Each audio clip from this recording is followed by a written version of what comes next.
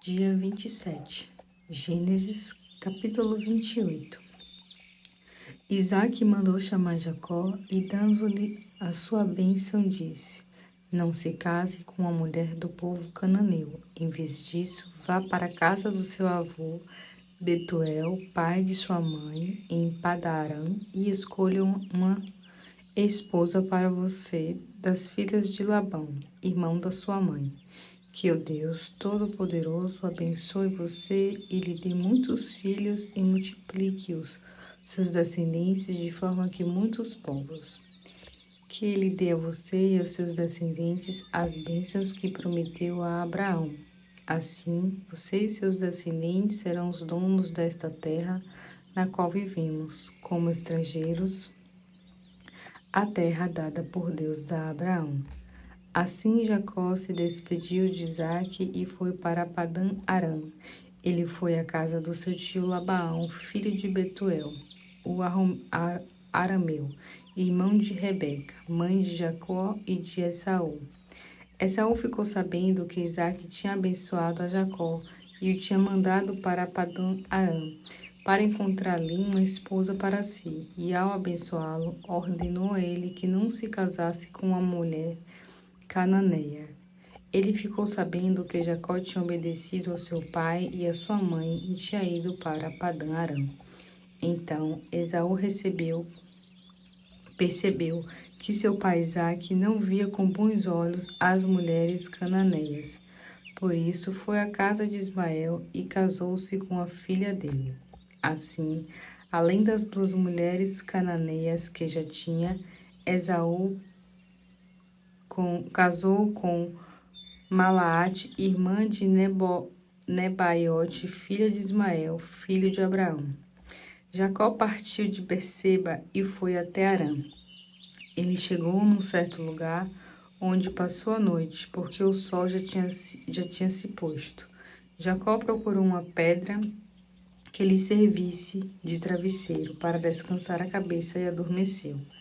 Ele sonhou que havia uma escada que ia da terra até o céu, e os anjos de Deus subiam e desciam pela escada. O Senhor estava próximo dele e disse-lhe: Eu sou o seu Senhor, Deus de Abraão e de seu pai Isaque. Darei a você e aos seus descendentes a terra no qual você está deitado. Os seus descendentes serão como o pó da terra. Eles se espalharão para o ocidente e para o oriente, para o norte e para o sul. Todas as nações da terra serão abençoadas por meio de você e dos seus descendentes. Eu estarei com você e o guardarei em todos os lugares para onde você for. E esteja certo de que o trarei de volta a esta terra. Não vou desamparar você, até que se cumpra tudo o que lhe prometi. Então Jacó acordou e exclamou: Certamente o Senhor está neste lugar e eu não sabia. Ele ficou com medo e disse: Que lugar tremendo! Esta é a casa de Deus, a porta dos céus. Logo que amanheceu, Jacó colocou a pedra que tinha usado como travesseiro em pé, como uma coluna.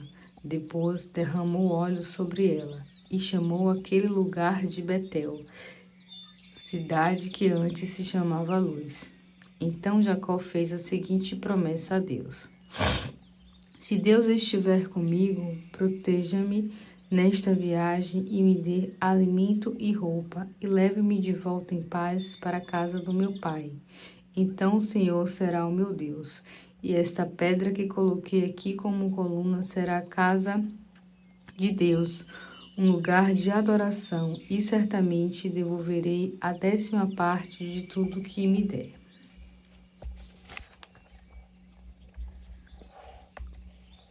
Mateus, capítulo 27. Então amanheceu, os sacerdotes principais e os líderes religiosos do povo judeu reuniram-se outra vez para discutir a maneira de convencer o governo romano a sentenciar Jesus à morte. Então, eles mandaram Jesus amarrado a Pilatos, governador romano. Quando Judas, o traidor, viu que Jesus tinha sido condenado à morte, ficou com muito remorso pelo que tinha feito e trouxe de volta o dinheiro aos sacerdotes, principalmente os sacerdotes principais, e aos outros líderes religiosos. Eu pequei, declarou ele, pois traí um homem inocente. O problema é seu, responderam eles. Então ele atirou o dinheiro no chão do templo e saiu e foi enforcar-se. Os sacerdotes principais ajuntaram as moedas. Não podemos pôr o dinheiro na coleta, disseram eles, porque é contra as nossas leis aceitar dinheiro pago por assassino. Eles discutiam a questão e finalmente decidiram comprar certo campo, onde o barro era usado pelos oleiros, e transformá-lo no cemitério para os estrangeiros que morressem em Jerusalém. Por isso o cemitério se chama o Campo de Sangue até o dia de hoje. Isto cumpriu a profecia de Jeremias, que disse: tomara as 30 peças de prata, preço pelo qual ele foi avaliado pelo povo de Israel, e comprar um campo dos oleiros, como o Senhor me orientou. Agora Jesus estava de pé diante de Pilatos, o governador romano. Você é o rei dos judeus? Perguntou-lhe o governador. Jesus respondeu: o Senhor é que está dizendo. Mas quando os sacerdotes principais, os outros líderes religiosos dos judeus, fizeram numerosas acusações contra ele, Jesus ficou calado. Você não ouve o que eles estão falando contra você? Perguntou Pilatos, mas Jesus não respondia nada, para a surpresa do governador. Ora, o governador tinha o costume de todo ano, durante a celebração da Páscoa, soltar um prisioneiro judeu escolhido pela multidão. Nesse ano estava preso um criminoso muito conhecido chamado Barrabás. E quando o povo se reuniu diante da casa de Pilatos naquela manhã, ele perguntou a eles: quem vocês querem que eu solte, Barrabás ou Jesus chamado de Cristo? Pois ele sabia muito bem que os líderes dos judeus tinham prendido Jesus por inveja. Nesse momento, enquanto Pilatos estava presidindo o tribunal, a esposa dele mandou-lhe este recado: deixe esse homem em paz, porque na noite passada eu tive um pesadelo com ele. Enquanto isso, os sacerdotes principais e os oficiais religiosos convenceram o povo a pedir a liberdade de Barrabás e a morte de Jesus. Então, quando o governador perguntou outra vez: qual destes dois eu devo soltar para vocês? E a multidão respondeu gritando: Barrabás. E que farei de Jesus, chamado de Cristo? Perguntou Pilatos. Eles gritaram: crucifique-o. Por quê? Perguntou Pilatos. Que crimes ele cometeu? Porém, eles continuaram gritando: crucifique, crucifique. Quando Pilatos viu que não estava chegando a resultado algum e que começava a se formar uma confusão, mandou buscar uma bacia de água e lavou as mãos diante da multidão, dizendo: eu estou inocente do sangue deste homem. A responsabilidade é de vocês. E a multidão gritou: que o sangue dele caia sobre nós e sobre os nossos filhos. Então Pilatos soltou-lhes Barrabás. Depois mandou chicotear Jesus e entregou aos soldados romanos para que fosse crucificado. Mas primeiro os soldados levaram Jesus para o pátio do quartel e chamaram a tropa toda. Tiraram-lhe a roupa e vestiram-lhe um manto vermelho. Fizeram uma coroa de espinhos e colocaram na sua cabeça. Depois puseram-lhe numa vara na mão direita, como se fosse um cetro, e se ajoelharam diante dele no sinal de zombaria. Salve, rei dos judeus! Gritavam eles. Cuspiram nele, tomavam a vara da mão dele e batiam com ela na cabeça dele. Depois da zombaria, eles tiraram o manto e o vestiram novamente, com as suas próprias roupas. Aí o levaram para fora a fim de crucificá-lo. Quando estavam a caminho do lugar de execução, encontraram um homem de Cirene chamado Simão e o forçaram a carregar a cruz de Jesus. Então saíram para um lugar conhecido como Gólgota, isto é, Monte da Caveira, onde os soldados lhe deram para beber vinho para aliviar a dor, mas depois de prová-lo, rejeitou.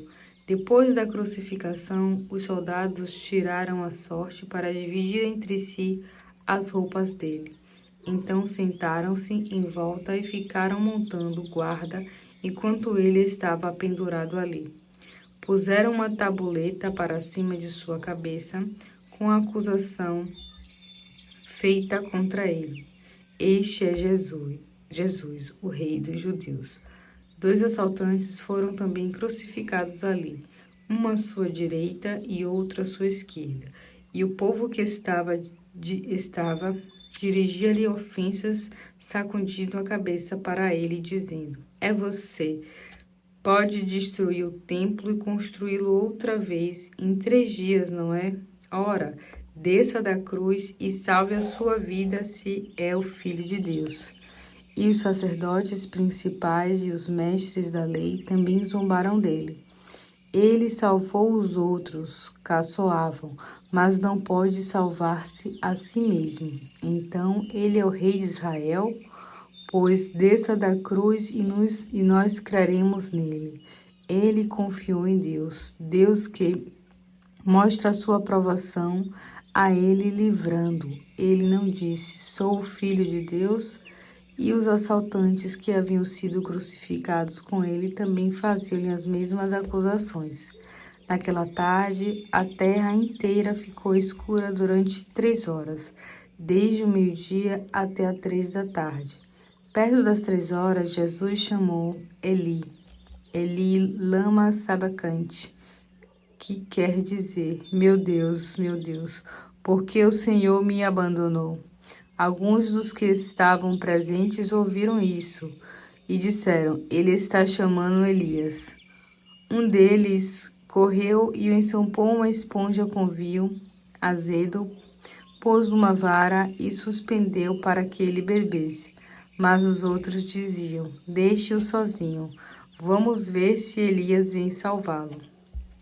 Então Jesus chamou outra vez e entregou o Espírito e morreu.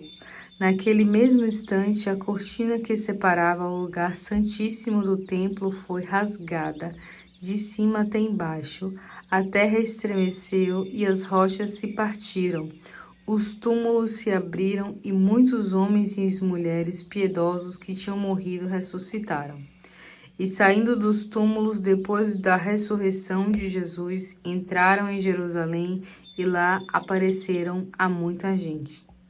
Os soldados da crucificação e o centurião tiveram muito medo do terremoto e de tudo o que aconteceu e exclamaram, verdadeiramente este era o Filho de Deus. E muitas mulheres que tinham vindo da Galiléia com Jesus para cuidar dele, olhavam de longe. Entre elas estava Maria Madalena, Maria, mãe de Tiago e de José e a mãe dos filhos de Zebedeu. Quando anoitecia, um homem rico de Arimateia chamado José, um dos seguidores de Jesus, foi a Pilatos e pediu o corpo dele. Pilatos deu a ordem para que fosse entregue a ele. José pegou o corpo, enrolou num lençol limpo de linho e o colocou no seu próprio túmulo aberto. Havia um pouco tempo na rocha. Quando foi embora, rolou uma grande pedra para fechar a entrada do túmulo. Tanto Maria Madalena como a Maria estavam sentadas ali, perto da frente do túmulo.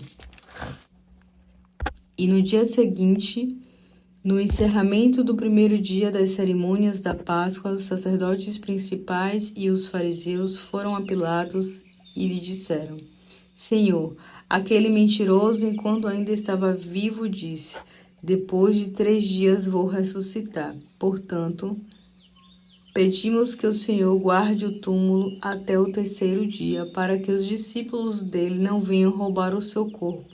e depois digam ao seu povo que ele ressuscitou dentre os mortos. Se isto acontecer, nós estaremos em pior situação do que antes. Levem um destacamento, disse-lhes Pilatos. Guardem o sepulcro como acharem melhor. Assim, eles lacraram a pedra e puseram guardas para proteger o túmulo contra qualquer pessoa que aparecesse por lá.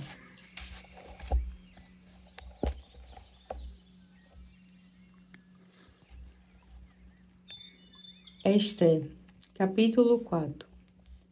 Quando Morcadeia ficou sabendo de tudo que tinha acontecido, rasgou as roupas, vestiu-se com pano de saco e jogou cinzas sobre a cabeça e saiu pela cidade chorando amargamente em voz alta. Então ele parou fora do portão do Palácio Real, pois ninguém tinha licença para entrar vestido de pano de saco. E em todas as províncias em que chegou o decreto do rei, havia grande desespero entre os judeus.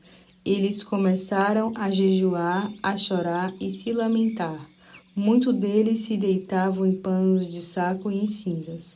Quando as criadas de Ester e os oficiais responsáveis pelo harém vieram e contaram a ela o que tinha acontecido, a Mordecai, a rainha ficou muito triste e mandou roupas para ele se vestir e tirar o pano de saco. Porém, ele não aceitou as roupas que Ester mandou. Então Ester mandou chamar Hatá, um dos oficiais do rei que tinha sido indicado como ajudante dela, e lhe disse para ir ver Mordecai e descobrir o que estava acontecendo e por que ele estava se comportando daquela maneira. Hatá foi à praça da cidade e encontrou Mordecai do lado de fora dos portões do palácio. Ele viu toda a história de Mordecai e sobre a quantia de pedra que Hamã tinha prometido pagar ao tesouro do rei em troca da destruição dos judeus. Mordecai também deu a Hatá uma cópia do decreto do rei que falava na destruição dos judeus que tinham sido anunciada em Susã, e disse para ele mostrar essa cópia a Ester e pedir que ela fosse falar com o rei e implorasse por misericórdia em favor do seu povo. Então Hatá voltou e deu a Ester o recado de Mordecai. Ester mandou Hatá voltar e dizer a Mordecai: todos os oficiais do rei e o povo das províncias sabem que ninguém, nenhum homem, nenhuma mulher, pode entrar no pátio interno do rei sem ser chamado. E se entrar, será morto, a não ser que o rei conceda a permissão, levantando o seu cetro de ouro para a pessoa, assim poupando-lhe a vida. E já faz um mês que o rei não me manda chamar. Quando Mordecai recebeu o recado de Ester, mandou esta resposta a Ester: você pensa que pode escapar porque mora aí no palácio, quando todos os outros judeus forem mortos? Se você ficar calada numa ocasião como esta, o socorro e o livramento virão de outra parte para os judeus, mas você e os parentes do seu pai morrerão. Quem sabe se não foi para uma ocasião como esta que você foi escolhida como rainha? Então Ester respondeu a Mordecai: vá e reúna todos os judeus de Susã. Façam jejum por minha causa. Não comam nem bebam nada durante 3 dias e 3 noites. Eu e minhas criadas vamos fazer o mesmo. E depois, ainda que seja contra a lei, irei ao rei, se eu tiver de morrer, morrerei. Então Mordecai saiu dali e fez conforme as instruções de Ester.